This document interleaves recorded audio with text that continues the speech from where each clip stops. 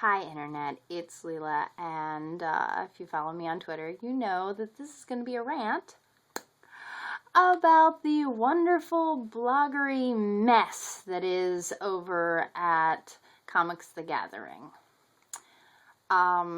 First off, I want to congratulate the writer for doing this anonymously.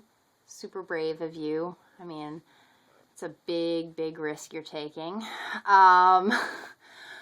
But now I'm going to tear apart your little blog there because it's terrible. I don't... Okay, first, you say that Orson Scott Card is allegedly, and you repeat, allegedly, against same-sex marriage. If you're going to weigh in on something, you really should, spend a minute researching, because I'd like to point you to his 1990 essay in Sunstone magazine called The Hypocrites of Homosexuality.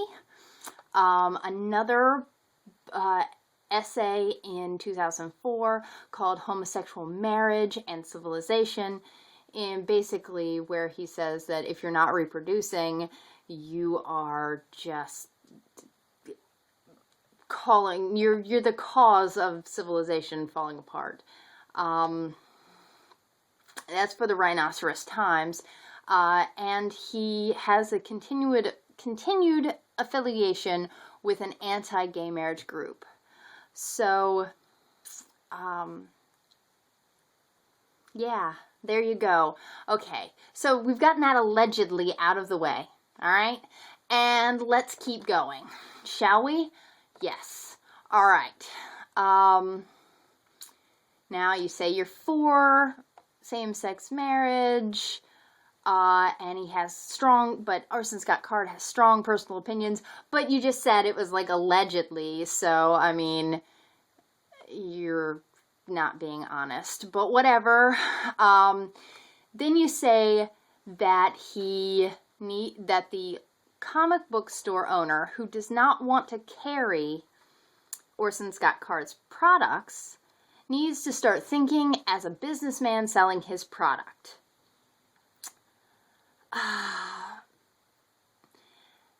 Then you say that the owner quotes, "I can't stomach hate.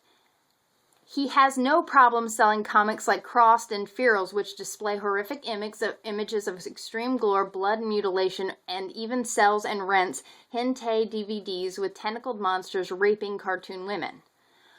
Now, I approached the person at the Comics The Gathering Twitter account and said, "Do you have proof that they have hentai porn, rape porn, at that local comic shop?" And which point the person on Twitter said, "I think it's a generalization that all local comic shops carry hentai rape porn. My local comic shop does not carry hentai rape porn." That would be an allegation. That would be one of those things that you would need to put allegedly next to, except for you just made it up yourself, so that's not really an allegation. That would be a, what's that other word? Lie. That would be a lie. Yeah, okay. Then you say you take it all back. He is a good businessman because his store is located in the city's gay village. Gay village. I want to live in a gay village. I'm pretty sure it's full of gingerbread houses and everyone there is super happy. Oh, that's not what you meant? Then you should probably shut up, because that's a terrible thing to say, gay village. Now, there are certain areas of town that have predominant populations. Now, I want to put to you, sir or madam, as you are anonymous and I have no idea who the hell you are, if this local comic shop was in, say, a Jewish section of town, and somebody came out with a comic book and they were known neo-Nazis. They really, really, really hate the Jews, and they wish that Hitler would come back and lead them to a bright new day. These are Golden Dawn motherfuckers here, okay? Would you expect that local comic shop to keep those books in stock? No, because it would be a bad business decision. Why? Because the people that are at that store, that shop at that store, they aren't gonna buy those products. Not gonna buy those products. You know why? Because just like Orson Scott Card has the right to say whatever stupid, hateful thing he wants to say, my opinion, those people have the right to buy or not buy whatever they don't agree with. Freedom of speech goes both ways. And if you don't think money is speech, check with the Supreme Court. Corporations are people, and money is free speech. We decided that during the campaign finance. So, it's a good business decision. Now, you can call it a stunt or whatever you want, but that doesn't change the fact that his core audience is not going to want those products. And since it doesn't affect you at all, I don't understand why you're weighing in, since you didn't bother checking the facts, and as I said, it doesn't affect you at all. And anybody who does want his products are free to order it, special order. And yeah, I don't see what your problem is. But, okay, then your thing takes a complete turn into Roman Polanski land. Oh, baby. Okay.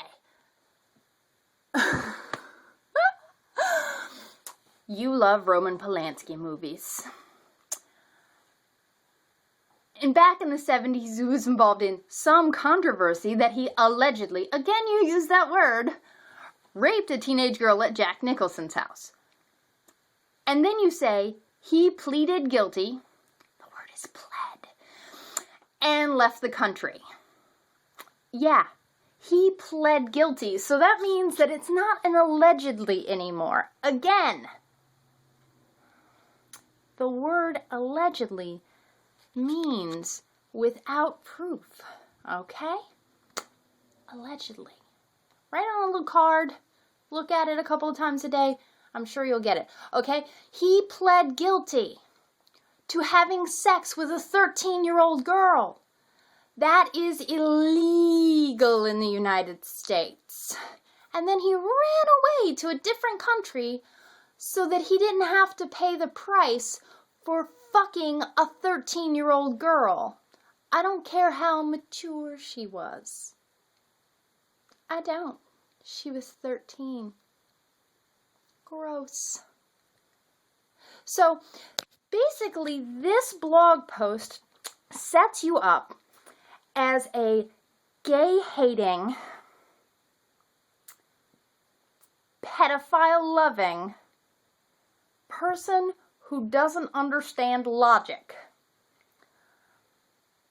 I strongly urge you to stay anonymous, good God, and to remove this from the website, because you make no sense, one, and you just sound like an asshole, baby, please.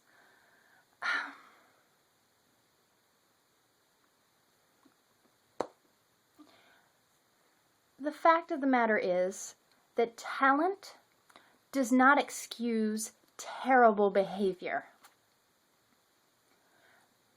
I loved Ender's Game as a kid, and it still holds a place in my heart. But it does not excuse Orson Scott Card from being a hateful motherfucker. Roman Polanski made beautiful movies. but it does not excuse the fact that he fucked a child.